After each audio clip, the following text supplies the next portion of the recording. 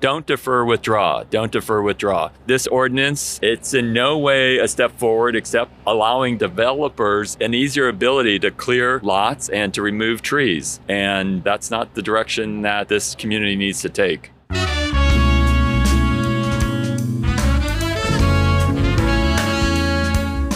Welcome to Miami Preserves, the podcast where we explore historic places in Miami and what it means to preserve our history. I'm your host, Lucia Meneses, and I'm also the School Programs Manager at Dade Heritage Trust, a nonprofit organization dedicated to preserving Miami's architectural, environmental, and cultural heritage through education, advocacy, and preservation. So far, we've explored Miami's environmental past and the ongoing fight to restore and preserve tree canopy. We discussed the ecological benefits of trees, the unequal access to shade, and the deep spiritual and cultural meaning that trees hold for a lot of us here in Miami. If there's one tree that means a lot to Miamians, it's the mango tree. Underneath the mango tree, me and me, come watch for the moon. But is a mango tree a tree? That's kind of an absurd question, but legally, in parts of Miami-Dade County, the answer is no. Fruit trees like mango and avocado are not protected by most local tree ordinances, which are laws that govern how trees can be planted, maintained, or removed. In this episode, we're going to focus on power, on the laws and policies that are supposed to protect our tree canopy. Who decides what stays and what gets cut down? Do our laws actually protect trees or just make them easier to remove? And what does it say about our values when a mango tree is not even considered a tree? To explain how tree protections work and how they are falling short, here's Chris Baraloto, biologist and director at the International Center for Tropical Botany at the Kampong. The way the laws are currently written in the city of Miami and in Miami-Dade County, we can actually reduce tree canopy legally if we continue on this pathway. I think above and beyond that, there are many cases of trees being removed or heavily pruned without permits, and there is no enforcement. And so that compounds the problem. Taken together, what everyone's perceiving, trees are disappearing and they're not being replaced, and it's getting a lot hotter in our city, reflects that truth. According to Miami-Dade County's tree ordinance, permits are required before removing or relocating certain trees within the county. But there are many exemptions where permits are not required. Like if you're building or maintaining a single-family home, you can remove most trees in your yard without a permit, unless it's classified as a specimen tree.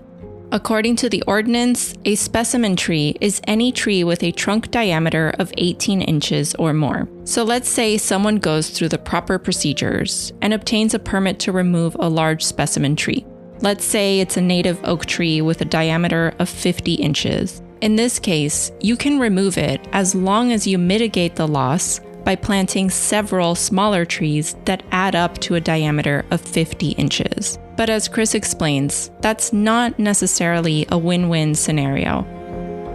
The current code basically does that, and it's based on this idea that the diameter of a tree can be summed up to its value. And I think the most important message that I try to convey to people is, from what piece of the tree are we deriving most ecological benefits? And it's really the leaves. And so one of the arguments we've made is just that the science very clearly and logically shows that we cannot maintain even our urban tree canopy if we're mitigating removals with fewer, smaller trees.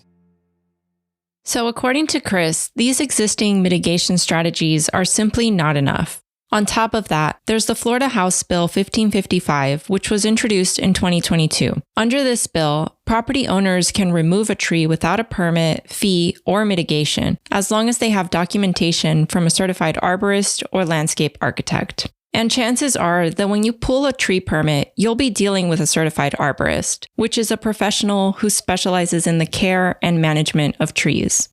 We spoke to an arborist with the city of Miami Beach, Christian Camacho. I asked him to clarify the difference between an arborist and a landscape architect.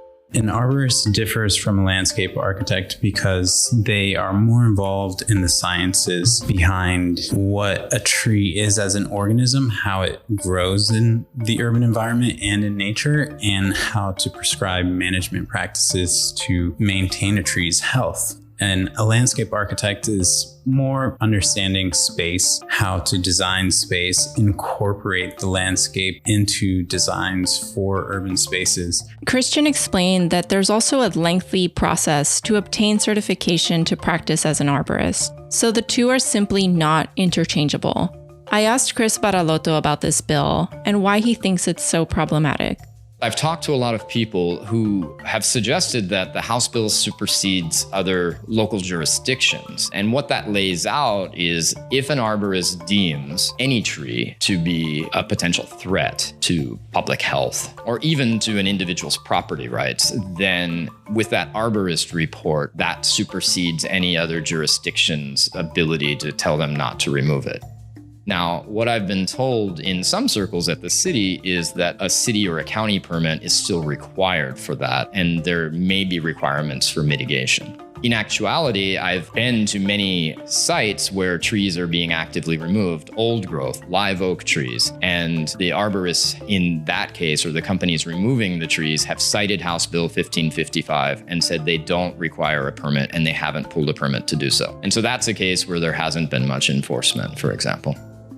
There are fines, according to the ordinance, for those who violate existing regulations. But as Chris mentioned, there's a lack of enforcement. Again, there are a lot of exemptions where permits and enforcement are not required. Trees that have a diameter of less than 18 inches are considered non-specimen trees and can usually be removed without permits. Fruit trees like mango and avocado, as I mentioned earlier, are classified as non-specimen because they are non-native. So you don't need a permit to remove them, no matter how big they get, and no matter how many ecological benefits and cultural value they have.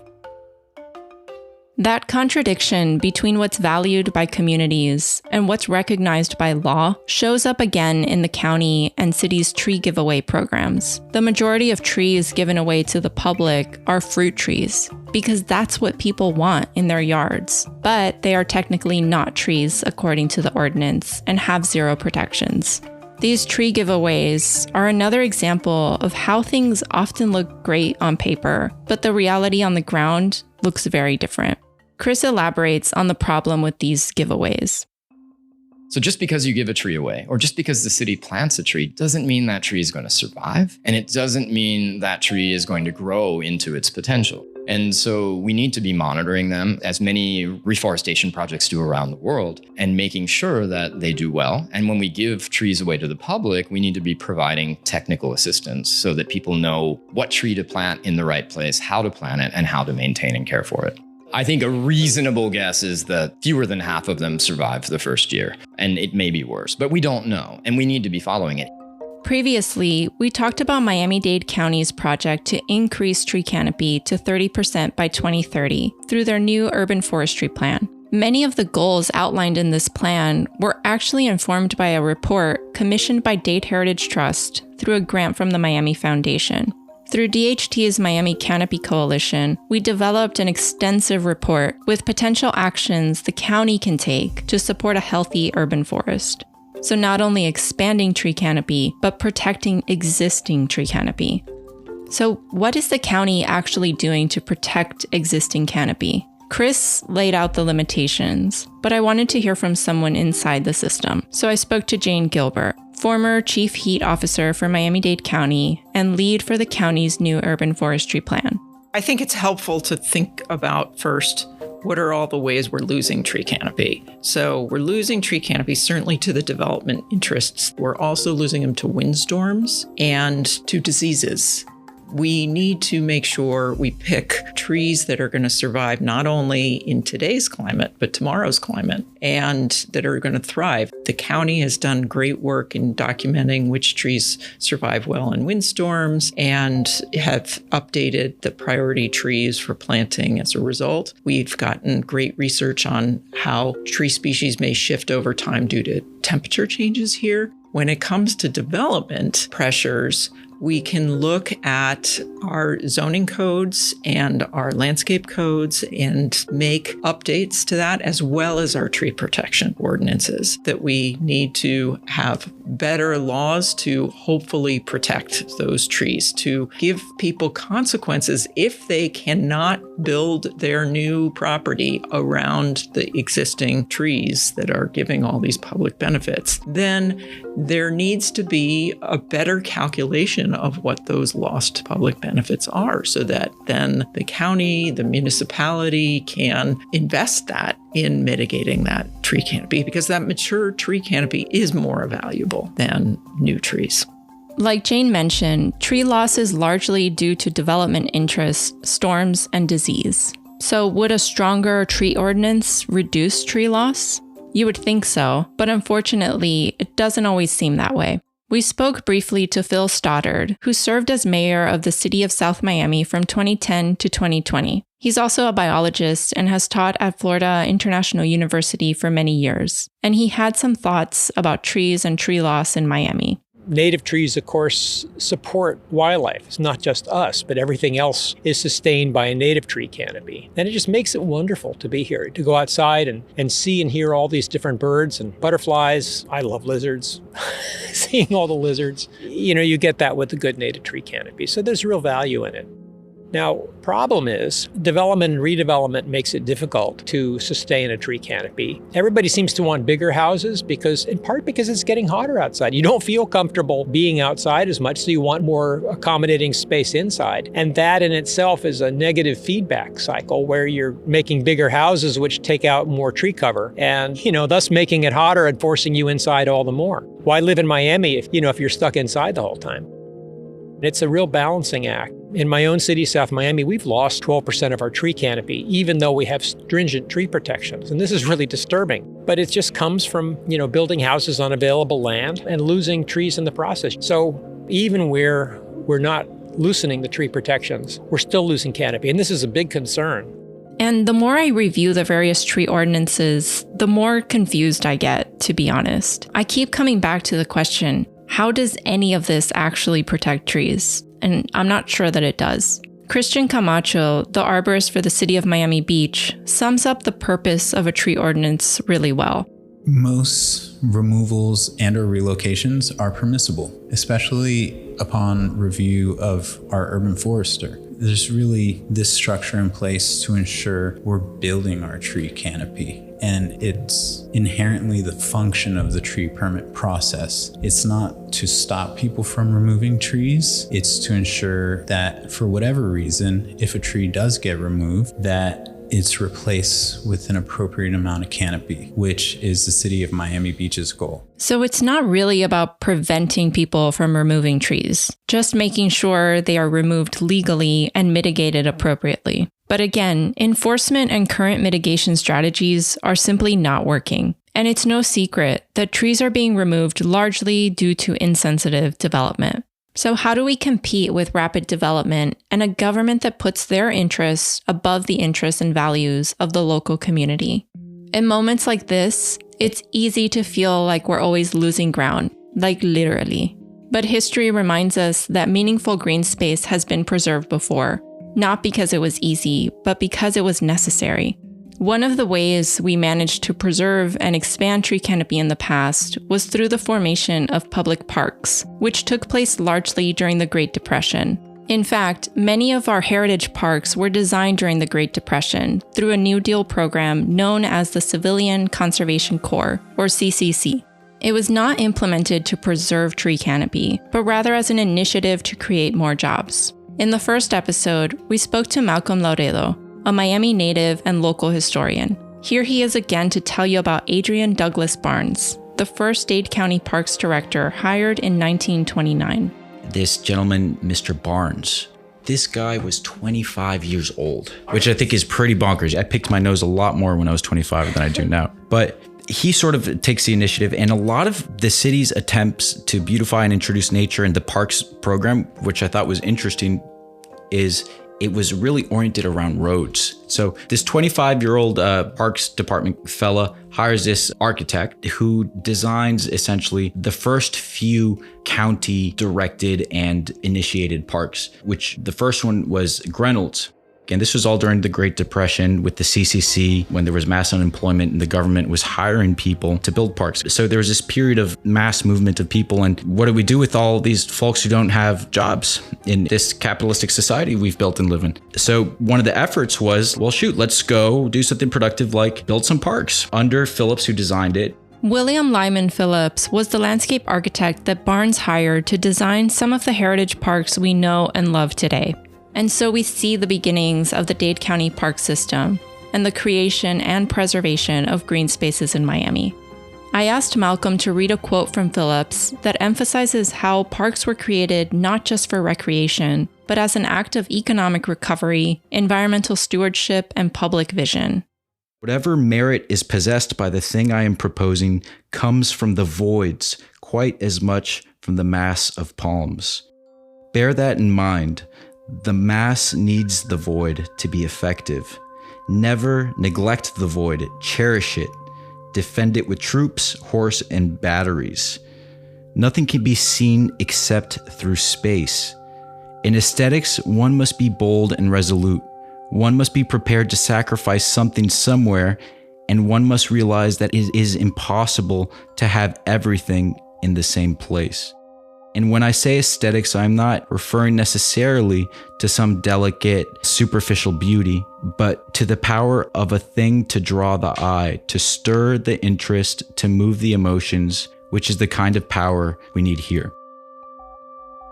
And I think what he was trying to say is like, don't forget, this is tough as much as it is enjoyable. And I think that's a neat sort of aspect buried within and can be felt throughout navigating some of our early parks.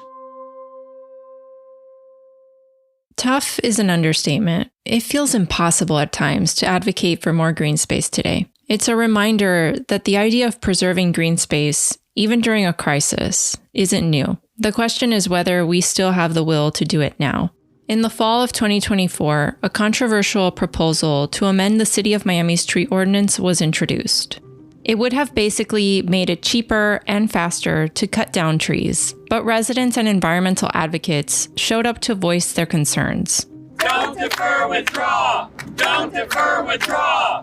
Don't defer, withdraw! Trees are the lungs of our community, and we are here today to urge our commissioners to withdraw item FR5, which is the proposed changes to the tree ordinance. Muchos problemas de la salud que están conectados al torcer de los árboles. So, hoy estamos aquí para preguntarle y decirle a los comisionados que hay soluciones creativas y soluciones prácticas. It's more than a policy issue, it's a people issue. It's about equity, education, and empowering communities to take pride in their shared space. Cutting trees is not the way to bring this community together. Keeping our trees, protecting them is the way. It allows developers to more readily remove trees from lots that they want to develop. And we don't want to make it easier for trees to be removed. The whole purpose of the existing ordinance is to make it difficult to remove trees. And that's the way we want to keep it. Thank you.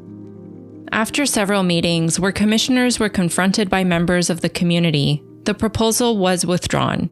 In a city where development often wins, this was a rare moment where trees and the people who care about them actually won. But the fight to preserve and expand tree canopy is far from over, and local tree ordinances are pretty ineffective, as we've learned. So now what? How can we actually protect our tree canopy? In the first season of Miami Preserves, we talked about preserving buildings through historic designation, which is a tool that protects places with historic, cultural, or architectural significance. So why not do the same for trees? The Miami Canopy Coalition report suggests a heritage tree designation for trees that are not only large and native, but also prized for their historical and cultural value. This might extend protections to mango trees and all non-native fruit trees that currently have none.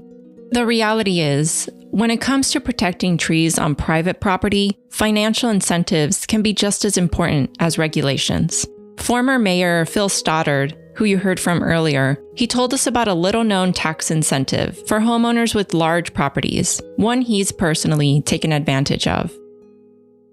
reducing fees for people who do the right thing, maybe even giving them a break if they add tree canopy. I'll tell you, there's an amazing county nudge that nobody knows about. I was able to reduce the taxes on the property portion of my tax bill by 90% through native plantings in my yard. And the county has a program for doing this. And it turns out that 90% reduction in the property portion reduced my total property tax bill by 52%. So I cut my property taxes in half by turning my yard into a native forest.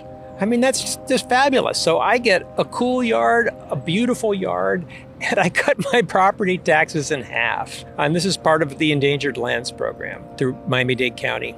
Durham does this, and almost nobody knows about it. I didn't know about it for years. I could have had lower property taxes for, probably close to 20 years longer than I did because I didn't know about it, but now I do. Chris Baraloto also told me about another incentive that might appeal to property owners who wish to maximize their real estate without compromising all of the green space. And there have been some very intelligent proposals put forward by the Climate Resilience Committee in the city of Miami. I find this to be a potential compromise solution whereby, at least in T3 residential neighborhoods, we could provide incentives to those who preserve trees by allowing them to build up rather than out. Just to clarify, T3 refers to a type of residential zoning code which currently allows residents to build a maximum height of 2 stories. These homes typically have larger yards with space for more tree planting, but people often end up paving most of it to expand their living spaces. This proposal would essentially allow homeowners to build up to 3 stories in exchange for preserving tree canopy on their property. And one reason I believe this is intelligent is not only would this allow for more trees to be preserved, and arguably with little impact to the surrounding neighborhood, it might put a little higher cement structure, but it would be largely obscured by the tree canopies that would be preserved. But also this would allow for more permeable surface because you would have less concrete in areas where you would have had trees, and you have the trees which are also actively another ecological benefit, taking up water. And so stormwater mitigation is another issue that's going to become important in our city. So actively maintaining tree canopy and reducing impermeable surface footprint are both important, and this would address both of those. It's hard to predict where Miami's canopy is headed. Things change fast here. They always have. And things are not just changing here, but everywhere across the country. With a pen stroke, President Donald Trump withdraws the U.S. from the Paris Climate Treaty. The Environmental Protection Agency has formally proposed revoking the Obama-era scientific determination that greenhouse gases are a danger to public health and welfare because they cause global warming. Effectively gutting the federal government's ability to combat climate change. Oh, don't you hate those windmills? I hate them. The Trump administration is nuking Obama-era climate rules, proposals underway that, of course, those rules that were used to help jumpstart strict regulations.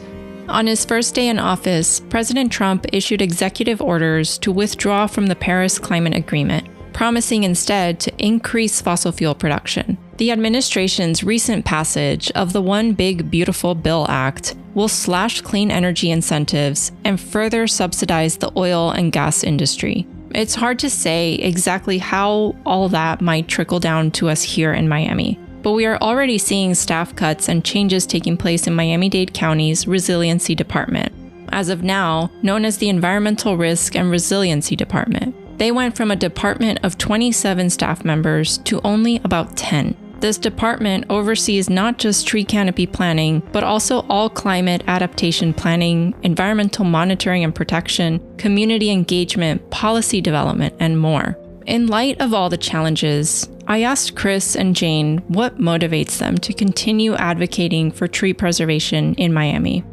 One of the reasons we live here is we love this community. We love the diversity that we see in the tree communities around here. And we also love the cultural diversity represented here and the diversity of viewpoints. And no matter people's perspectives on this issue, there's a certain passion for it. And I have a great deal of hope because people are so passionate about the issue. Everyone might not agree, but if we take a step back and try to understand different perspectives on this issue, I think we can find solutions where everyone takes something from it.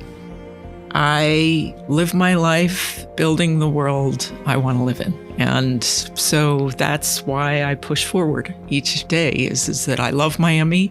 I moved down here because of its beautiful climate and diverse population and vibrancy. And I think By building a diverse, resilient tree canopy urban forest system, we are contributing towards that. Despite all the challenges, people are still fighting for Miami's canopy. Policies and ordinances can tell us what's allowed, what's protected, and what can be removed. But preservation is more than just a set of rules. It's a reflection of what we value. Deciding which trees and spaces are saved and which communities are heard, preservation says a lot about who we are as Miamians. In the next and final episode, we're going to focus on hope. We'll explore what's working, who's leading, and what kind of future are we capable of growing. And especially as a Black woman, I'm like, I've seen what people can do in the midst of the worst odds. I've seen what collective power can do. I've seen how we can transform society as a collective if we really catch hold of that vision together.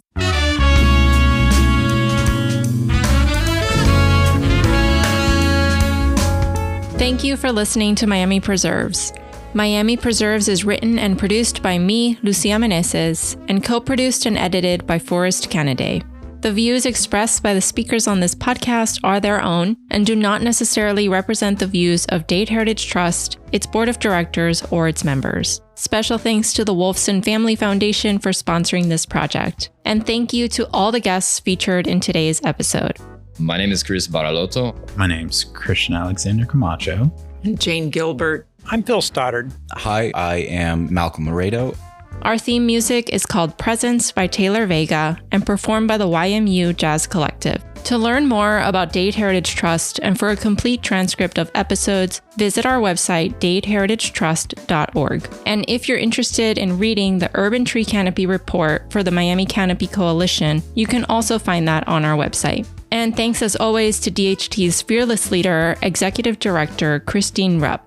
Chris has a new obsession these days. I love lizards. Seeing all the lizards. Thanks again for listening, and be sure to follow and subscribe to the Miami Preserves podcast wherever you listen to podcasts. Tune in next time for the final episode.